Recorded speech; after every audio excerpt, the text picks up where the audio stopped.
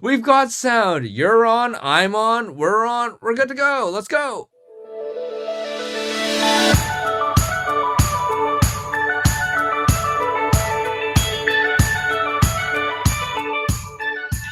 It's August 2023. We're here for the Q&A show on the Photofocus podcast. As always, I'm here with the introduction king, Rob Moroto from up there in Canada. I'm Ron Pepper from San Francisco Bay Area. Boy, do we have questions this month, Rob. It just seems that they're on the same subject matters as one another. You know, and it's better than all the questions that we're getting about, oh my God, what the hell's happening with this world today? But oh well, let's save that for the end if we have time. We have a perfect one that we couldn't decide if we should talk about or not. If the world is ending or not, we'll keep that one to the very end. Yeah. So anyone who's listening, stay to the very end because we're going to be talking about the end of the world. But before that, sort of. Yes. Before that, we're going to be talking about our sponsor, which is from HDR Soft, which makes photomatics for high dynamic range photography. So if you're like Rob and myself, and you're in a situation where your camera can't handle the wide dynamic range, as great as cameras are getting, a lot of times it can't get the view outside the window as well as the interior. Or what happened to me yesterday was even outside. It was relatively early in the morning.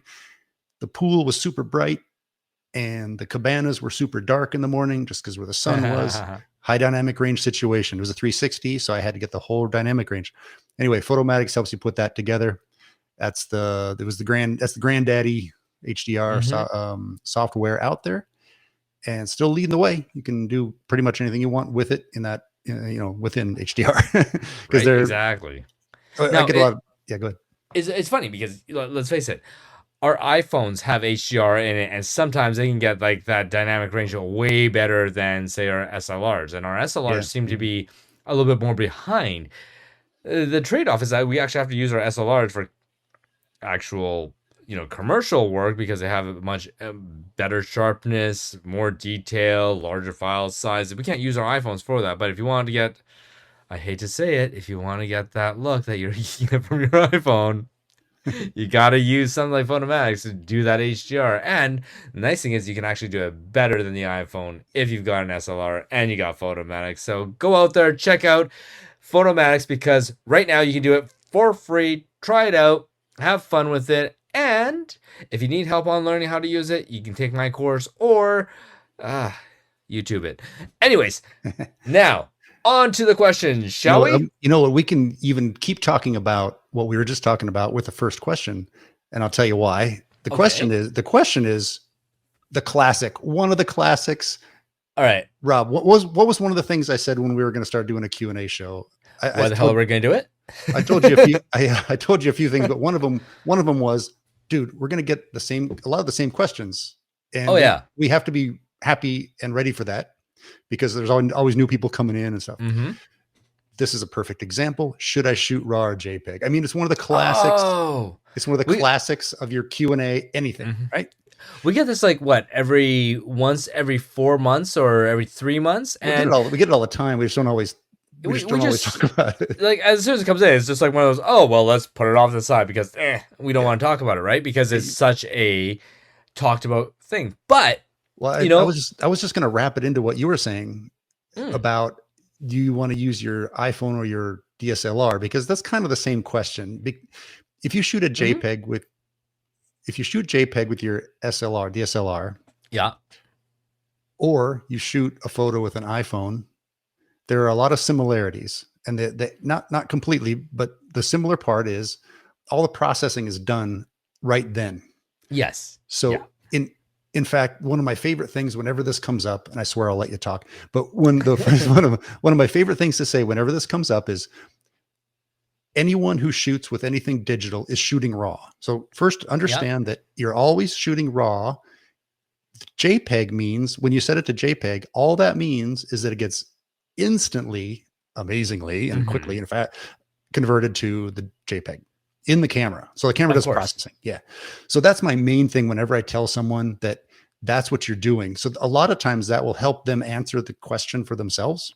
Mm-hmm. because the downside of doing the JPEG is this part's my opinion is if you nail it in quote unquote in camera, if you shoot everything correctly, exposure, white balance, etc., you Mm-hmm. nail it in camera, you don't need to shoot raw.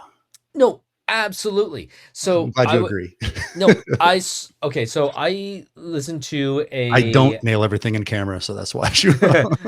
right. No, I was listening to this seminar that was done by Christian Bogner, and he was like the Canadian. Piano player. No, he's a photographer. Awesome. He was the Canadian Commercial Photographer of the Year through PPOC for a long time. The PPOC is the Professional Photographers of Canada, and Mhm. amazing photographer. But his whole thing was he could set his Nikon to have like different shooting profiles, and I think we all know how to do that, right? Where you go in, it's like instead of Yeah.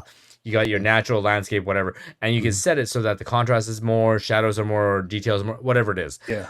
He was able to set those so that every time he shot, he was actually shooting almost primarily in JPEG. And his logic for it, if I remember correctly, this was years ago. This was at least 10 years ago that he said this. He said, "Look, Photoshop, Adobe, all they're doing is they're taking the raw files from all these camera companies and they have to understand, they have to try and figure out what the data in the raw file means, Yeah. and The they have to, reverse engineering. yeah, they're interpreting it, Mhm. right? And because they're interpreting it, they can get it wrong. The interesting thing about a camera doing its own raw to JPEG conversion is that the manufacturers of the camera and the sensor have created a software in the camera to process that raw file. Who Yes, sir. better knows how to process that raw file than the producers of the camera that made that raw file? Totally There, agree. Therefore, if you get a raw file out of the camera, that JPEG is, or if you get a JPEG out of the camera, it's going to have the best interpretation of that raw file as is than any other program out there that you can find, whether it's Adobe or Capture One or whatever you're using out there. Yeah. It should, because the developers of the hardware are also the developers of the software, and they know how to talk to each other. In fact, if you want to be completely accurate, you get the best interpolation. Isn't that right? Mm-hmm. It's actually, this is something Exactly. I don't know how to do it, but it's a demosaicing process that they have to go through. And can you believe that the camera manufacturers don't just put out the information in order to demosaic and interpret however we're going to put it? You would think that if I make a Olympus or something, I would want the other software makers to deliver the best quality product that came from my camera. So I don't really understand why they hold that to themselves. It seems like something that would be that Absolutely. you'd want to say, listen, it's a what's the word when we own the information? It's a proprietary. It's not Mm-hmm. like we're not saying just go and share it, but here's how to get the best out of our camera. You'd think they would do that. Right? Or wait, I'm sorry. Sorry. Yeah, yeah. I'm on a rant. In the case of Nikon, make better software, because whenever I've tried to use Nikon processing software, I've really not liked it. And then the Canon one I hate the Canon one. it does an amazing job, but it's way better than Mm-hmm. Nikon's from a user. I'm talking UI from a user Yeah. interface standpoint. It's better, but it's still not very good compared to the other ones. So anyway, yeah. Wow, we're getting And way off on the. But no, but let's face it, like, why we decided to talk about it, because we have stuff to say. yeah, like, let's face it. You know what's funny? I remember this. Okay. I just bought a oh, sorry. No, I just bought a Fuji XT5. Again? No, this is a little while ago. This is a month ago or so. And what surprised me was when I opened the box, it didn't come with a CD in it. Yeah, right. Like almost every other camera that I bought, it comes with a CD, and on the CD it has a software to use to convert your RAWs to JPEG, right? It's from the manufacturer. And I never ever use those except when I talked to Christian Bogner, and he said, yeah, it's so much better. And so I tried it once with the Canon one, and admittedly, the Canon one was good. The when I processed it through their app or their program to make my JPEGs, it did look a lot better. The sharpness was better. The grain was less, and I liked the look of it. But it was a uh, Grind. such a yeah, it was an awful program to use that I couldn't automate a workflow for business, Yeah. and I certainly didn't want to use it to do all of my like vacation photos.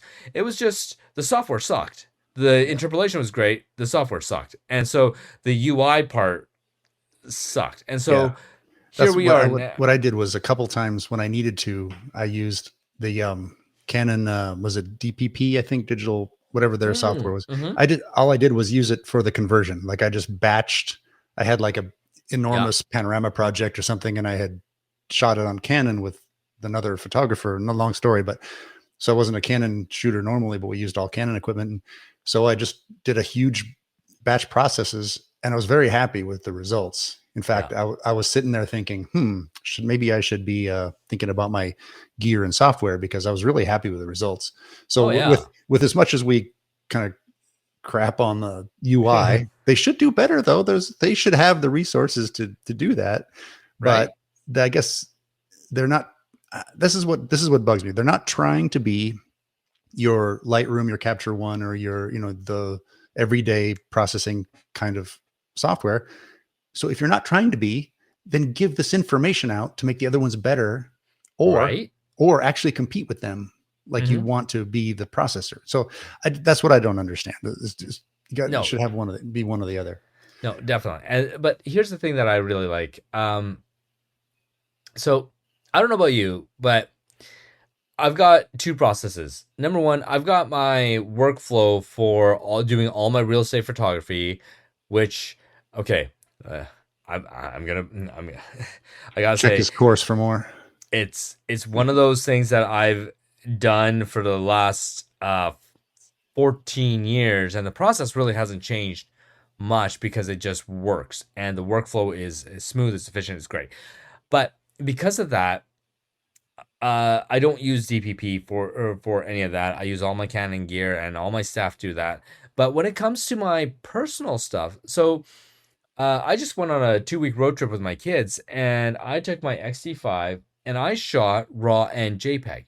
And what I realized is that when I pull it into Lightroom, there's an option in Lightroom where you can either stack your JPEG and RAW, or you can keep them Yeah. as separate files. Yeah. And I do this where I look at my JPEG and I look at my RAW. I go to my RAW and I process the heck out of it in Lightroom, and then I will compare that to the JPEG that just came straight out of camera. And I would say it's a 50-50 where I like the JPEG better. And when I like mine better, it's not that big of a difference or an improvement that would make me say, "Oh, I'm so much better than the JPEG." No, no, no. Yeah. It's just a slight difference. Therefore, I'm almost 95% of the time when I'm doing all this, I'm keeping all the JPEGs and I'm flushing all of my RAWs Yeah. because my JPEGs were so well processed in camera. And that's I gotta give props to Fuji because their cameras are fantastic. I love the colors. I love the film simulations and everything. And speaking of film simulations, I've got to do this. There is a program called Behance. They contacted me and asked me to give a review about their software for doing video and photo, and they even have an iPhone app. So I got to do that this week, and I'll put that onto YouTube later on. But I like theirs because what they do is it's essentially it's a Lightroom and it's a Photoshop plugin, and what they do is they can do the film simulations as well. The problem is now, from the way I look at it, is you've got a raw file from one company, then you're taking it into a program in, say, Adobe, and then now you're taking it from there to another program called Yeah. Behance, Yeah. and working it back to get to a JPEG. I don't Yeah, know if it's a that's long going to way look any. around. Yeah, it is. It is. It's a lot of processing. So it's like a fax of a fax of a fax. And for any of you who don't know what that means, ask your parents. But you don't know if it's going to be any better than what can actually come out straight out of the camera, which is actually programmed to work with the hardware that is there. So I guess that's Yeah, my view. I Yeah. agree. In fact, you all of those reasons, and you brought up what I was going to say to kind of wrap it up for. Did we say who this was from? Rick in Newcastle. I was going to Newcastle, wrap. Australia? I don't know. I was thinking that was England, but I don't know. It could be Newcastle beer. I don't know. But If he comes what out of a beer can, that's a. what I was going to say to kind of wrap it up as advice is to say, sorry, I got a little bit distracted there and I lost my train of thought with two things. The one that I remember right now is to do what Rob said and shoot raw and JPEG. I did that for a long time. Mhm. And especially in depending on your situation, like I shot raw and JPEG and then what I would just use the raw if I needed it. Yeah. Assuming that because you save steps in the processing time, you save steps in the conversion, it's already done for you. So you can move on your workflow. So yeah, just shoot both. And then if you feel like you don't need it anymore, you don't need it anymore. And you'll also learn why you need it. And that'll make you better at making decisions for, should I shoot raw now? Or can I skip that? Can I just make it easier on myself? And then the second thing that I was now I remember was, is raw. People go, it's better. Well, it's arguable. How is it better? It's better in some ways. And to me, it's not because of the resolution. That's the same. The number of pixels is the same. That's your resolution. Quality is some kind of weird nebulous word you can't really say. So is it better or not? But for me, the reason it's better is it's more flexible because I can change. The main thing is the color, the white balance. Yes. I'm always fighting against different kinds of light sources. So I want to have that flexibility. I don't need that if I'm, say, shooting outside or shooting in a controlled situation where I'm in control of the lighting. So learn what the differences are, because it isn't just plain better. It's, as always, it depends. In a lot of situations, it doesn't matter. In other ones, you're going to love having that raw file. So that's what I recommend is shoot both, learn more about the raw and what it is and what it isn't, and learn more about JPEG. JPEG is a compressed format. So you do lose information. It won't be obvious to your eye what information you've lost, really. But once you start processing, then it might become more obvious. So learn about those things, and that'll really help those decisions. But up until then, shoot both. Yeah. And you know what? What's even funnier? I think, shoot, I haven't done this in ages. Maybe it was my Fuji, maybe it was my Canon, but I know that one of those cameras, you can actually take a raw file and process it in your camera. So you can actually take a image and you can change the white balance of whatever image it is in your camera if you've got the raw, and then you can export it into a JPEG into your own camera. It's you can do that right there in the camera. Yeah, I think it was my Fuji that I saw that feature in, and I played around with it once, but you know, I'm at that stage now where I don't screw up my white balance. I don't forget to change my white balance from like daytime to tungsten if I move from situation to situation. Right. Most of the time I keep it on auto white balance anyway, and my Fuji is fantastic in the white balance. The only thing I got to say about the Fuji is that the thing that I forget is to change the film simulation. So I love the look of classic chrome, and so that is it. It's a desaturated kind of look, and I love the moodiness that you can get from it. And I always put it down like a half stop just to get that olden kind of look. And so if you're more of a Rob and you do it right, then go ahead and shoot JPEG. If you're more of a Ron, a Pepper, then maybe shoot raw so you can save yourself later. Well, yeah, but the problem is that I make those settings. I get so used to shooting those settings. That's I'm used to seeing that when it actually comes time to shoot something different. Like I had my camera where we were shooting. We were up in a mountain and we were shooting, and the classic chrome looked great with that because it was a cloudy day. But then the next time I pulled out the camera, it was for a birthday party. And for birthday party, I should have it on something like Velvia, where there's a lot more saturation and it's a lot more punchy. But I didn't. And so it's in that situation that having the raw as my backup was really helpful. Yeah. So yeah, shoot both raw and JPEG. Rick from Newcastle, thank you for the question. And I just want to jump straight into question 3, which is from Josephine, which is kind of on the same level. It says, I was hoping we'd go there. Yeah. we got this question from Josephine then saying, how long should I keep my raw files? And I think, Ron, like this goes back to just what we were talking about, right? Like Refer to question number 1.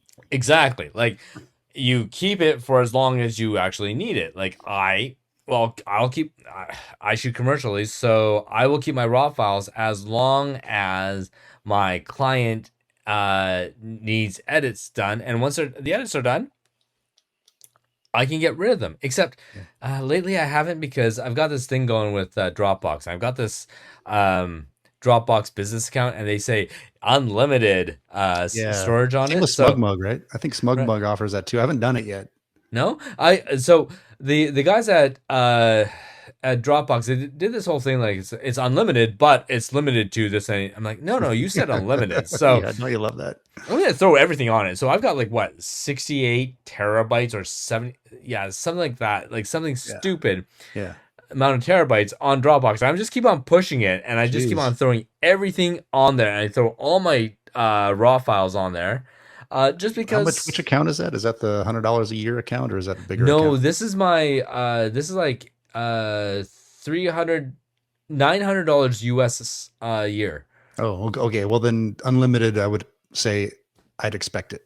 Yeah, no, same here, right? And so I wanted to like put a just for people listening, Rob has a company that I consider to be a mid-size. I mean, it's a small business, but you have quite a few photographers that work for you, so that's where he's coming from. Just so everybody knows. But no, I want to put like a what is it? What's above a terabyte? A petabyte? After terabyte comes, I believe, petabyte. Yeah. Yeah, I want to put a petabyte of data on there and see if they'll actually say anything. So that's my personal goal. But is that your okay? So I don't want to go off on too many tangents, because we get talking, and as we also do, we record after kid bedtime, so we tend to just kind of go on. But Josephine, if you don't need them, I mean, depends on the kind of, if it's first of all, is it a job? Like I'll out myself. I think I have every raw photo from my personal life that I've ever taken. I'm pretty sure. From work, there was a period where I would get rid of the raws after everything was delivered.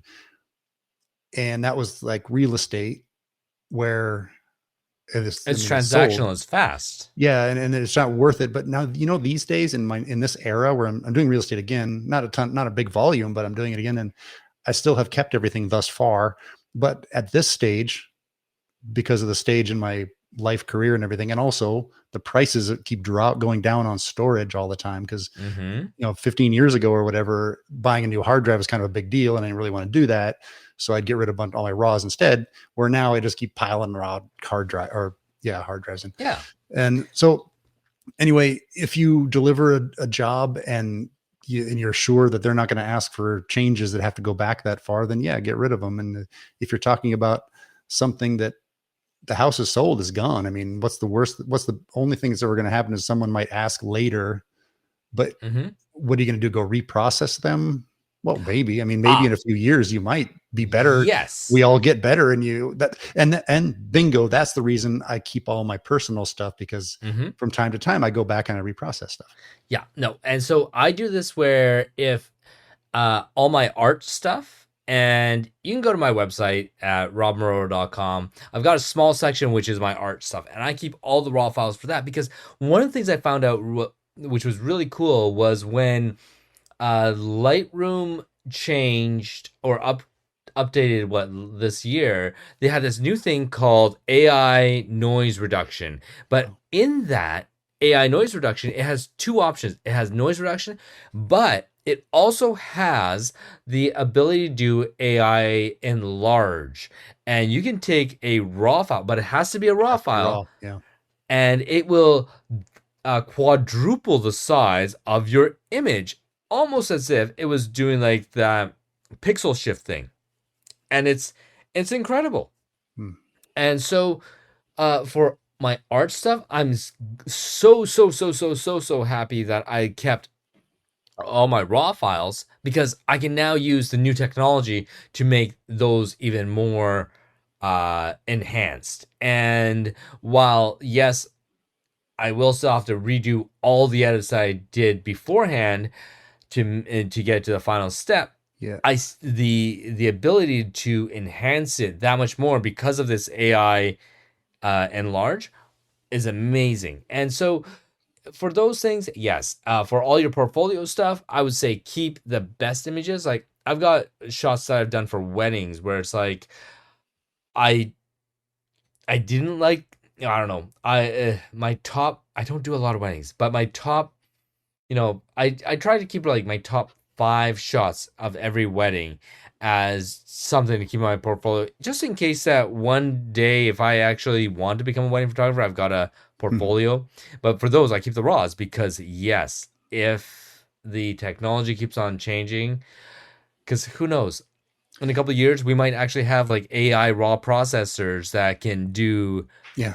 phenomenal work. That was what I was going to add. My next thing, my next reason for keeping raws was going to be, uh, this happened a few years ago. One of the softwares out there would go through your, if you wanted to, I guess, it would go through your images and point out ones that it thought was good and better. And I can't remember which one it was, but I did that, and I came up with a couple of them where like I could do way better on this. Why didn't I like this photo? It's pretty awesome actually. So I Mm-hmm. got some new like some, well, it doesn't matter which ones, but I got some cool ones that I reprocessed and like, oh yeah, cool. I'm putting that on Instagram. Yeah. I didn't get that much out of it, but for the fun part of photography, I did. Mm-hmm. So who knows? You're going to have these new possibilities later. Yeah, I mean, if you don't mind the storage, then go to Yeah. Costco. If you're in the US anyway, I'm not sure what the equivalent everywhere else would be, but go to Costco for probably $100. You can get these 8 terabyte drives, and sure they are spinning drives, so you do need to maintain Mm-hmm. them and spin them up once in a while.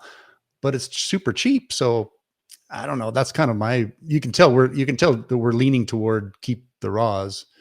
Yeah. You But know then what? again, how much are you really going to get out of it? That's a really good. It's a good question because there's not a clear answer. Yeah. And I felt I like I guess had it one other. I guess What a was that? big question that we got to ask back is how much is it worth to you, right? Like I've shot some pretty crappy little condos that I don't ever want to see the interiors of again. And Yeah, do I want to yeah, keep the raw files for that's not worth it. those? No. No, you know what? I've delivered those photos. They're done. I'm gone. I don't want to go back there because I'm sure that there's a bed bug that's crawling up my leg right now because of it. Here's one. Have you ever been asked by the client? They say we're going to need the raw photos as well. Oh, all the time. I got like 2 requests the last month. So And normally I think, no, why would you ever want that? But now I'm thinking, yeah, now I don't have to store them, right? no, you know what we've started doing? Hmm. We've actually Putting them started on doing it. Dropbox. Yeah, No, we export a set of DNGs. same So thing. Same thing. it's a digital negative raw. It's a digital negative file that they can It's then. just a raw file. Still, It is. it has differences, yes, but it contains the raw, so it's the same Yeah. for all It's not intents. For this conversation, it's the same. exactly like you know. In fact, Yeah. should we add our own answer? Should I shoot DNG or raw? Because some cameras you can even do that, or Ooh. you immediately import them as DNGs. But listen, everybody, for all intents and purposes, it's the same thing. It's just a Hmm. different way of storing the data, but it's still a raw file. We don't have to go Yeah. too we don't have to go too in the weeds. But if anybody's Well, out there thinking just store DNGs, what are you worried about? Well, it's the same thing as far as the storage goes. And yeah. oh, No, it's funny because okay, so for anyone out there who runs into the question about, hey, what do you do when somebody asks you for the raws? Okay, so yeah, that okay.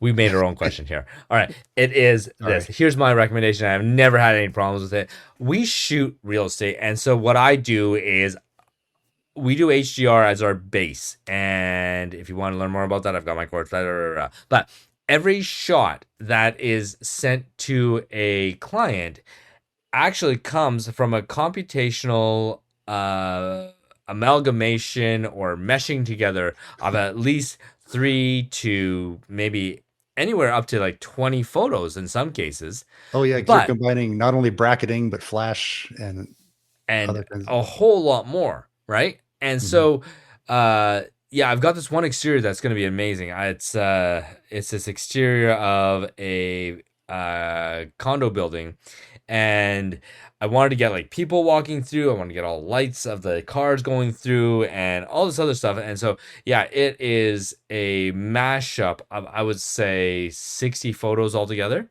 Yeah. So they're going to It, know how the sausage was made if you send them the raws, right? yeah, if they ask for a raw, I'm gonna export it as a DNG and just say, here, play with it, because sending them 60 photos is not gonna let them do a dang thing Right, right. to make it into the final product. Yeah. It's ridiculous. It would be like going to a restaurant saying, "Hey, I know that like here's a lovely meal, 5-course meal. Can you give me all like the raw ingredients that Yeah. went into this?" Right. Like you would Right. never do that. And if you did, you're gonna get all the end cuts of like, here's the stuff that we actually threw away or whatever, right? It's just They're it's just going to bring out you a ridiculous. whole ton of butter and garlic and say, "Go for it." Yeah, right. Well, So I had that same thing when I was a lot younger too, so I didn't really say much, but I was part of this pretty kind of a team where we were. Let's see, how do I explain this really fast? A big panorama shooting project at hotels, and I was mhm, meeting with the client, the main client, kind of leading the photographers. I was in a cool little situation, and at some point, a very educated person from a big hotel company who works with media people and does the buys and does the was talking about the brand. Yeah, we have to follow these brand rules and all this kind of stuff. Really, real pro, right? mhm. That person turns and says to me, "We're going to need the raw files." And I was just like, I didn't say this really because I was younger and I didn't really. It kind of hit me like, no. Why would you want a bunch of ugly bracketed shots of all? Some of them were blacked out, some of them were white out. They have the weird uh, black edges from the fisheye lenses. I Mhm. mean, none of it. It takes many steps to get from there to a finished 360 panorama that is hotel. Go look at my hotel quality photos. Right? We're not messing around here, right? And that's why you have me there. And I was like, why would you ever?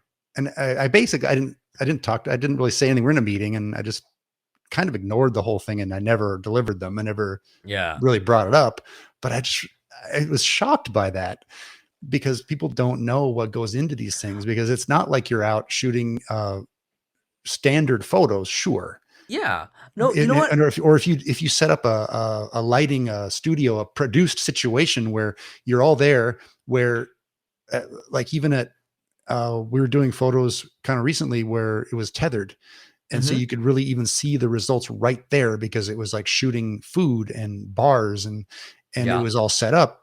And there's just I wasn't the photographer even, I was just kind of helping, right? Yeah. And so they were seeing them come up in real time, and that's a whole different situation than Well, this that's one weird. shot, which Yeah. you know what, the raws actually make sense. I'm That could make sense. sure. That could make sense. I could see why if they hired me and they said this is part of what I want, and I would agree to it or not, of course. Mhm. But if it was, that would have to be part of it. And I'm not sure.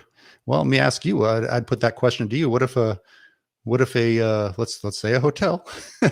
hired you to come do some environmental vibey, cool photos of you've got a model who's the bartender. You got a couple models that are the couple on the other side of the bar. They're all Yeah, having yeah. fun. It's a bunch of lighting. You've got, 54-year-old assistants, Hmm. and you got gaffers, and you got and they're like, I mean, is that even, are you even the photographer at that point? Well, Are no, you, no. Okay, is that a so work made for hire? I don't know. no, well, it kind of draws that line, right? But Yeah. no, the way that I look at it is, if that hotelier then asked me for the raw files, I would happily give them the raw files, and I would only put in one stipulation into the contract, and I would say that any works that are created from the raw files, regardless of how they who did it, I would get royalties from those. Yeah. Right. Right. Okay, because I want them to. Here's my biggest fear. They take the raw files, they butcher them, they make something that looks really awful. They think it looks Your great, name's on it. and then they put it out and they tag me on it. All of a sudden, that kills my reputation. So because of that, I would want to be able to have the. I would want to have the right to say, if you use my raw files and you produce it and you want to process it and you want to put it out there, I want to actually have the right to see it, because it is actually my work that you are now making a derivative work out of, Yeah. to do some sort of promotion or whatever. Yeah, that gets into the difficult part of the business side of it, right? You want to do the job, and you want it to be good, and then maybe Yeah. the year later, someone says, "Hey, we have these files. Why don't we do this for that Mhm. purpose?" And that gets into the weeds, all right. But let's not go farther into the weeds on that. Let's go to the next one, unless you have anything to wrap up the No. because we have another wide open one. um, and I'm going to give a really direct answer. What can I do to make my portraits look better? Says Kevin from PIE. Is that up by you? Is that Prince Edward Island? Prince Edward. Yeah, that is the Yes, I'm so Canadian. small little island way to the east, which I would love to go. Apparently, they have really good mussels, but they're really small. Mussels, like all Canadians. like the shells. No, it's not because we're non-aggressive. I'm talking about the little things that look like clams, but they're black and they stick on the side of the rocks. They have great mussels. Absolutely amazing. It's also the hometown of the character from Anna Green Gables. If anybody actually read that, Is that book, where Mystic Pizza was? Mystic Pizza? I don't know. This came out of nowhere. I have think no idea I think it was Maine. It's up by Maine anyway, right? Anyway, we Rob, you and I, we're going to go long. We say, we'll do a Q&A, be like half an hour, but we're going to be way over that. So what is the question? What can I do to make my portraits look better? Oh my gosh. There's so much. The obvious answer here, Kevin, is shoot raw. Good job. Good job, Pat. I paused because I thought it was going to be so obvious that you were going to say it. No. Okay. So, okay, let's do this. How about we do this like a game? Okay. I'll say one thing, and then you have to say the next one, right? How many do we do? Until one of us stops and can't think of another. Okay. So I'm going to start off. Well, I don't want to admit when I can't think of another. Let's just that's why this game. Okay. No. I'm going to do one. I'm going to say... And for time, Rob, time. Yeah. How do I make your portraits look better? Side light. Check the background so nothing's sticking out of their head. Okay. Hair light. Don't say smile. Fill light. Oh, boy. Catch light. Okay. Step back and use a long lens. Oh, is that two? Step back. Well, it wouldn't do you any good if you don't do both. Zoom in, step back. Yeah. Yeah. So are we say why, or are we just going to keep going? We're gonna keep going until we run out of things. Oh, okay. Squinch. Squinch. That's a neat one. All right. Uh, drop your f-stop. Make it wide open. Your turn. Oh. Have them stick their forehead and chin toward the camera. Right. Okay. Focus on the eye that is the predominant eye, the one that's closest to you. So if they are slightly looking to the right, if their head's positioned to the right, then you get their left eye. If their head's positioned to the right, get their left eye. Okay, if one eye is a little bit smaller than the other, like most of us, me included. Do you know this one? No. You want to light it differently, of course, but more on the smaller eye. So like, well, Rob, you can see me right now, but it's an audio show. But you have to light for the imperfections. Oh, good one. Rick Salmon said this one. What was it? Bracket like heck. No. Oh, what was it? Pupillation or whatever it is? What was it? Oh. Where you darken the scene so that the person's pupils dilate more. Right. Right? Or just use a strobe versus constant light. Yeah. I If forgot if you use a constant light, then your eyes adjust and then your pupils are smaller. So yeah. People don't think about that when they're but we're not describing anything. We're just keep going. Yeah. Okay. Your turn. What else do I have? Well, pose for the body type. Pose for the body type. That's a good one. Backlight it if you're in a natural situation. You already said hair light. I did say hair light, but I didn't say backlight. So if you're doing a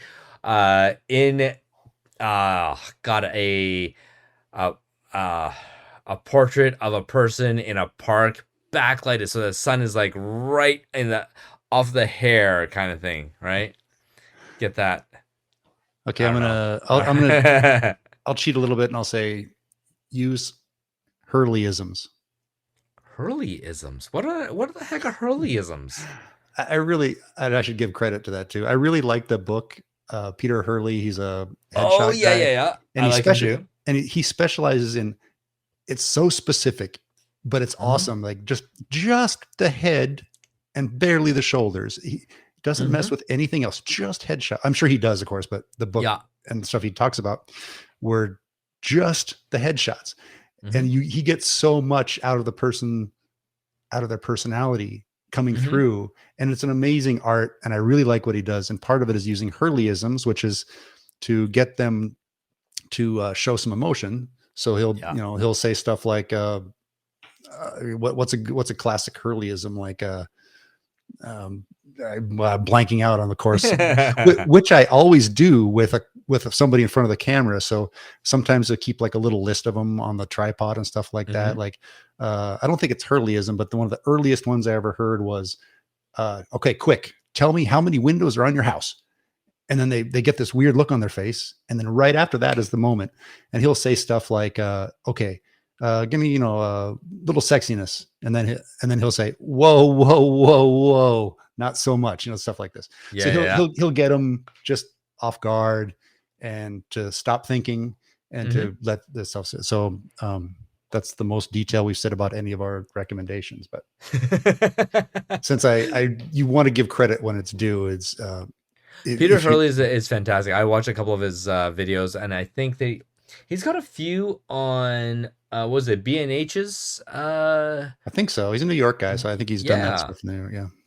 B&H or Adorama. He's got some good videos on there, and they're fantastic. I found him out because he used to promote Faisal tripods, and I love those Faisal tripods. So there was a session where he was showing how to use a tripod, and the guy's like 6'2", and for him, like I'm 5'7" on a good day, 5, 6 if I've been drinking a bit. But it's for him. He's like, yeah, it's nice to have a tripod that's is actually tall enough so I don't have to crouch down as much. Yeah. And I thought that was brilliant. But anyways, this leads into my next one, which is if you're shooting, and it's mostly for actually no, it goes for men and for women. Choose your height based on your subject. If you are shooting women, they actually prefer when the camera is looking downward towards them, where as men they like having the camera a little bit lower, looking up towards them to get that hero kind of shot. Yeah, it's like a power hero from looking upward. But we all look slimmer from above. And Yeah. and that's what a lot of that sticking the neck out thing does. It takes in fact, well, Hurley and any other portrait person will tell you about that. Like I always say, just like if it's a kid, I say, just pretend I'm grabbing your face and I'll put my hand out like I'm grabbing their whole head. And I was like, just pulling the right, just get the head to move out. And that does a lot. Or like Levi Sim, who's been on the show, that's what he says too, is he just says, I think he says forehead toward me, which is, you don't hear that every day, or you go forehead. Okay, there you go. And it works. It works. Mm-hmm. Oh yeah, no. Oh my God. Can you imagine doing this game with Aaron? We got it. Okay. Well, let me write that down. Round table. We'll get Aaron and Levi, and we'll reach out to Peter Hurley or somebody. I don't know, and we'll do this. And we could have a round, see how long it goes. Yeah, just do this whole game about, okay, what's your next tip, right? And okay, is it your turn or my turn? I don't know, but I think we should move along. Okay, I've only got one last one, which is really cool. If you have someone with glasses and you can actually pull the lenses out of the glasses. Cheater. To get rid of the glare and the reflection. Cheater. Right? Okay. Otherwise, you just have to move the lights. I mean, I wear glasses normally, and I try to redo my own headshots from time to time. Yeah. And that's hard to do when you're doing your own and you can't see. So moving the lights. No. Okay, so I have a good friend of mine who's this shocked me because her prescriptions are so strong that it actually changes the size of her eyes. Yes. And I actually saw her, and when I first met her, I thought, oh my God, look at this woman with these beautiful big eyes. And then I don't know when I think we went swimming at a beach one day and she took her glasses off. And I'm like, oh my God, your eyes are tiny. Like, or also strong or thick lenses can make it look like your face is certain width, but your eyes are your face inside the glasses are a little bit thinner. So you look at the glasses and the sides of your face are not vertical, like there's a little indent. So sometimes you're right. Maybe either change the lenses or just give them some other, like a lot of us, I'm just a glasses guy at this point. I don't look the same anymore without them. So you always want to have them once, but it doesn't mean they have to be the same glasses. Like I wear different glasses for different situations. Yeah. And so if you have other cool glasses that aren't as thick, you could give them those or something like that. But there are various ways of getting around that for sure. Yeah, no, definitely. And then I guess the last one that I'm going to put out there. Sure. Don't be afraid to play around. And what I mean by this is I think in the last little while, I saw one of my favorite portraits, and it was so dark that all you saw was like a little bit of light hinting off of like the cheekbone and a little glint out of the eye. And that's pretty much all you saw. Like it was just all in the shadows. Everything was dark, but it was such a beautiful portrait. And so with portraits, the key thing is it's not documentation, right? Like we're not doing this to get passport photos. We're doing this to bring out the emotion or a feeling that we attach to the person. Mm-hmm. So play with it and pull out that natural raw emotion that you get from that person, whatever that feeling may be. So let me pile on to what you said. There's that classic thing. I still tell people this to this day when they ask about portraits, and I say, and I feel like maybe this is a little bit wrong, that I say that our job is to make you look like you on your best day. Like that's kind of a great way to think of portraits. But now, what you just said, and what our now famous Peter Hurley says, that you're talking about something a little different. You're getting more out of them. You're getting their personality, something really unique out of them. So it's a little bit. I'm not saying it's better, which one's better or not. Like it depends on the use of the portrait. So if you have a conservative business portrait that you need for, you work for a bank or university or something, that's one thing. That's you on your best day. Yeah. Where if you are somebody who wants headshots for acting or for some energetic business, let's say real estate agents, maybe you should switch from being conservative, looking like on your best day, usually 20 years ago for most of them on their cards, or maybe you should just do something unique that shows you. That's more fun. And it's it can be very subtle, but someone will look at it and say, I've actually had this happen to me, where someone says, that's the best portrait I've ever seen of myself. And I'm obviously very proud of that.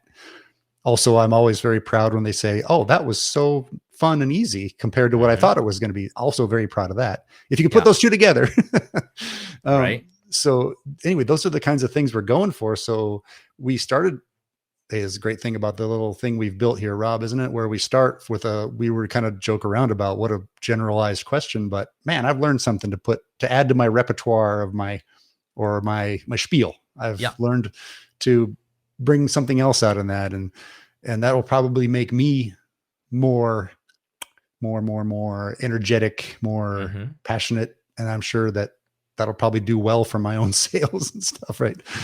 I think I learned from one boudoir photographer where their session is, I think it was like a 90-minute session for a boudoir shoot. The first 45 minutes of the boudoir shoot, you want to know what it is? Drinking? Yes, with the photographer. Oh. Just sitting down, having a drink with the photographer, shooting getting to know each other. Yeah. Because after 45 minutes, getting to know the photographer, you don't feel so strange getting naked in front of the photographer.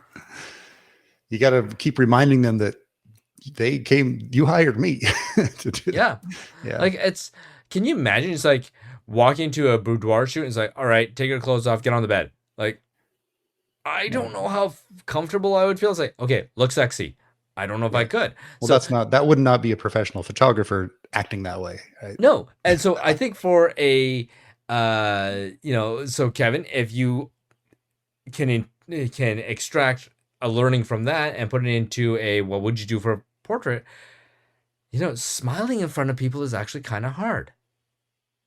Getting that natural smile is hard if you don't like the actual person. So maybe that, 15 minutes of getting to know the person beforehand, maybe that portion, which is nothing about photography, may be the most important thing that you do. Didn't we have a boudoir photographer on, or were we just talking about it? No, we were going to get to my friend Kirsten Butler on here, and I may just have to give her a shout out and see if she'd want to join on. I feel like we had somebody on, but maybe it was just a one-on-one conversation it was a guy, and I can't remember. Oh, yeah, we did. We did have somebody. The last few years have kind of blown by. I want to just say I do have one final thing. Okay. For Kevin, make portraits better.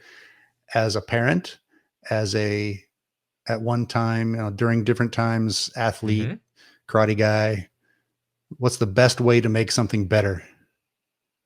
Do it a lot. Do it a lot. That's the main thing. Practice the 10,000 times or whatever you want to, there's that thing about do something 10,000 times. You're an expert. So like I'm an expert, I can go out. I'm playing dodgeball the other day and I decided to just round kick. Somebody started kicking the ball. So I decided to throw one up and kind of do a jump like a round kick. And I blasted it and I couldn't believe how well it went. It could have gone very wrong. Right. Oh, and it's like, after these years, I'm still an expert at the round kick. Nice. So anyway, it's way better than I'm at portraits, but I haven't done it enough to feel like I'm always just very. Yeah. I mean, I think I'm pretty good at it, but I don't sit there and act like I'm really exactly an expert yet. Not in that particular area. In some particular areas, I'm an expert, and some not. And that's not one. So anyway, do it a lot. Get any chance you can get someone in front of your camera who will take it seriously. Don't ask like if you're wife, sister, child, whoever, if they're not going to kind of help you, then don't do it. Get somebody else. Get someone who's going to act like a client. So that's another. Oh, I'm coming up with all kinds of things to recommend, and I thought I was done, right? Because I've made that mistake too, where you get someone who's like, sure, I'll help you for a minute, but they're not into it at all. So well, that's not going to help you. So yeah. The mannequin heads are really fun to play with too. Oh, it gets done. It's only for the lighting. Once you get that down, then the mannequins are no fun. Yeah, but once you get to getting to the lighting is really neat. And child portraits. If you're shooting children, get down to their level. Oh yeah, for sure. Yeah, for sure. Right. You're not going to be standing if you're 6'2" and you're looking down on them. They're not going to look good. Get right down to their level. Yeah. Babies. Oh my God, we need a baby photographer on here, like one of those Ann Getty's photographers. Oh, we know people. Do we? People. Okay, well, everybody, we didn't say this at the beginning, so ask questions about baby photography and we'll reach out to people. Questions at photofocus.com. Yes. And we always say if we feel like there are questions that we can't really handle, hey, it's fun for me. I would love to have somebody on and just ask questions. I have very limited baby photography experience, just my own. And so I would love to have somebody on and do that. I think that'd be a lot of fun. So, okay. So a lot of times on YouTube, a YouTuber will do a show and then they'll say, okay, that's the show. If you want to stick around for Q&A, do that. So we're going to do this a little bit backwards. If you want to stick around for photography conspiracy theory, then do that. Otherwise, no. Okay, what's our conspiracy theory today? The question someone asked, and I had seen this somewhere recently as well. Yeah, and someone asked, I'll look up who it was. Like, I have too many tabs open right now. What we think of this conspiracy theory that is about, it's been going around. Okay, sorry. So there's the movie about the bomb, Oppenheimer. Oh yeah, okay. And that's brought up a bunch of people asking, hey, there are all these nuclear tests that I've seen all my life. When I saw them, it didn't look like anything new. And then they say, but the camera is right next to that house that got destroyed by the blast. So that has to be fake because the camera wouldn't stand a nuclear blast. And I thought, okay, well, I'd love a good mystery like this. Fair enough. And so anyway, there's a Petapixel article in the show notes, and it's okay. So I have stuff to say about both sides, but this is my personality is that I say, yeah, there's a lot of ridiculousness going on and there are legitimate questions going on. And there is ridiculousness going on about people saying, oh, it's so stupid to ask those questions. No, it's not stupid to ask the questions. That part's what we do. Are they wrong? Hey, probably. No, honestly? I don't think Rob or Ron are going to try to say that there's no nuclear things that didn't happen. That's not the point. But this article, should I say who it's by? Because I'm not very nice to them about it. Okay. But I don't know. Well, so it's a Petapixel one by Jeremy Gray. Yeah. And it's published on July 31st, 2023.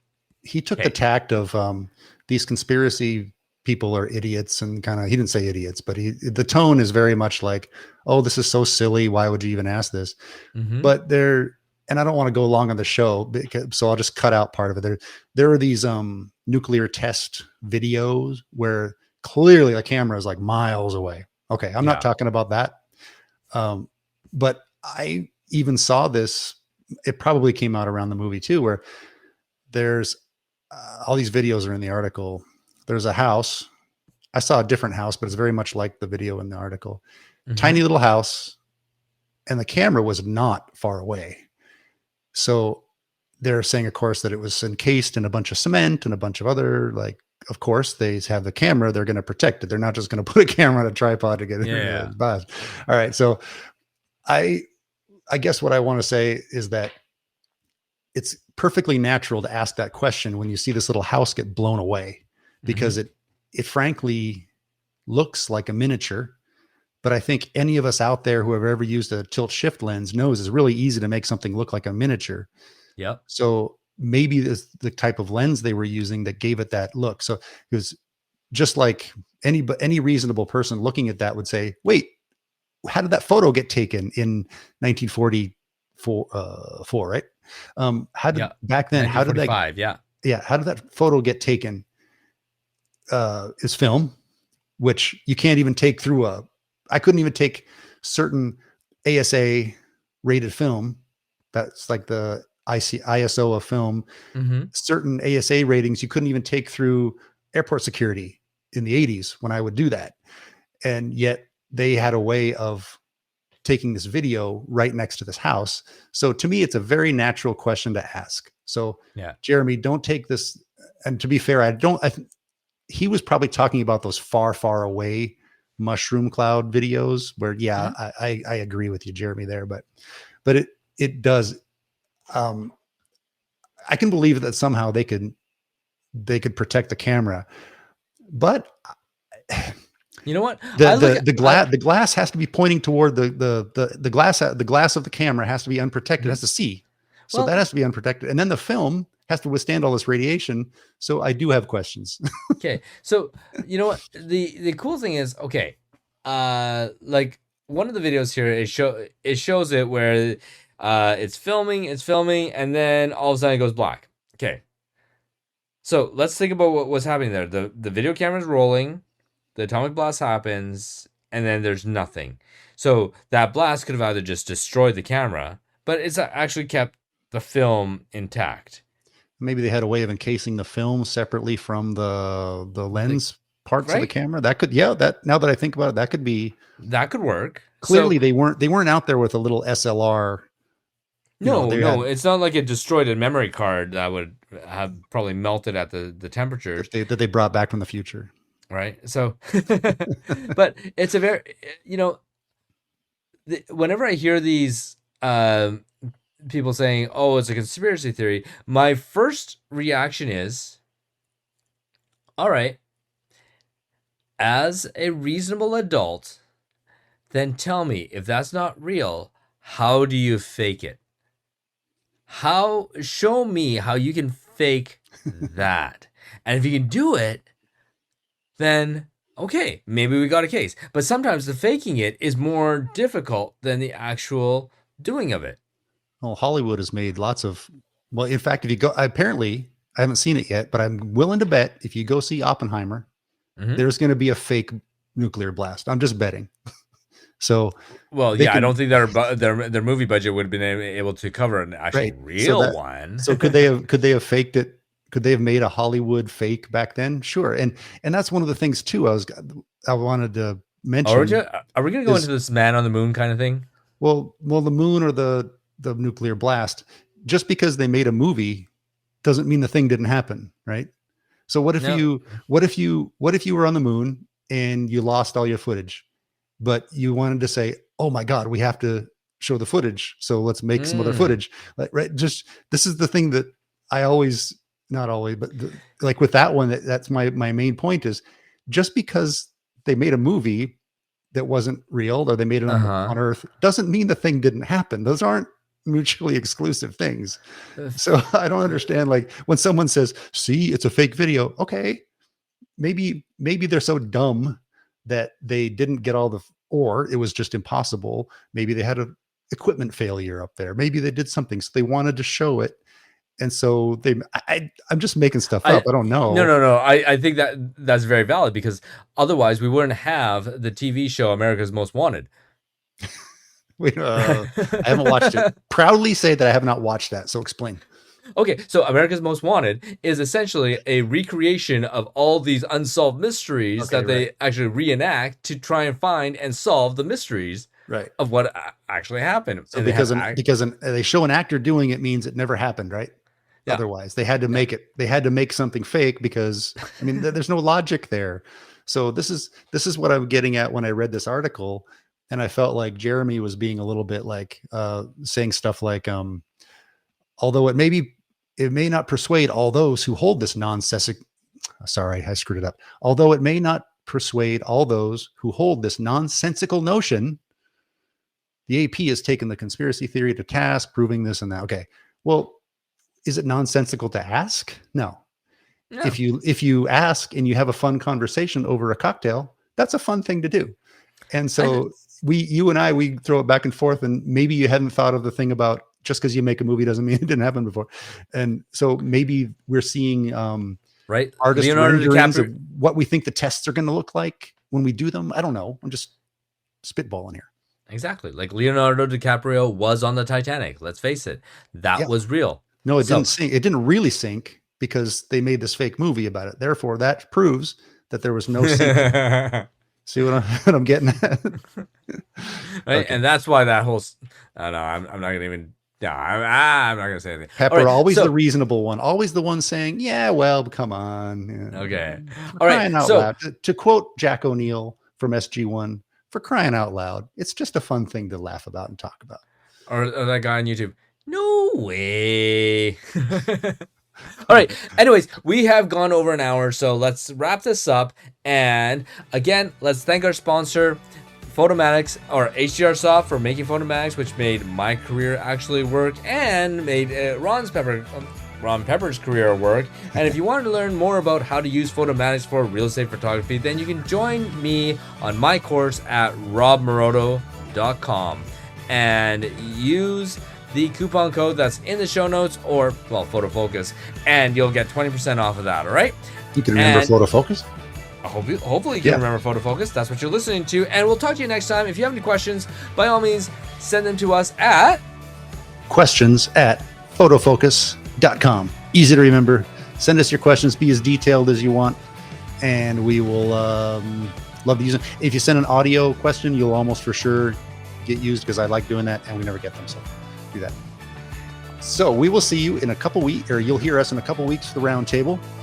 And until then, get out shooting, and do not be the bears in a national park. Goodbye.